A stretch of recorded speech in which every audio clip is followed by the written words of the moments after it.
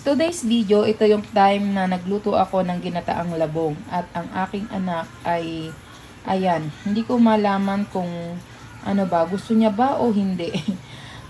Kaya yan ganyan kasi meron na ako nilagay dyan ng mga kanin. Mas marami yung kanin. Kaya ang bilis niya lang maubos yung kanin kasi mahilig talaga siya sa mga ginataan. Kaya lang, yung pinaka mismong labong ay parang hindi niya mabet. Kasi para siguro naliligas-gasan siya or what.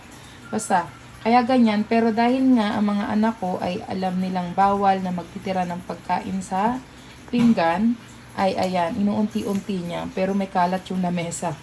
Ayan.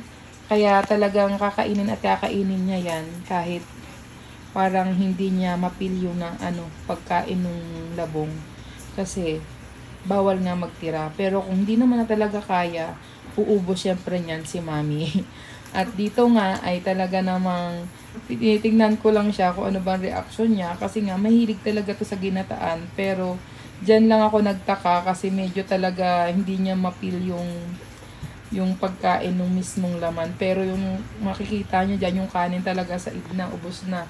At nauna na nga niyang kainin yan. Kaya ayan. Iniisa-isa. Hindi ba maintindihan kung tinira talaga para panghuli kasi ang masarap ay pinanghuli. At kayo na ang humusga dyan kung ano ba.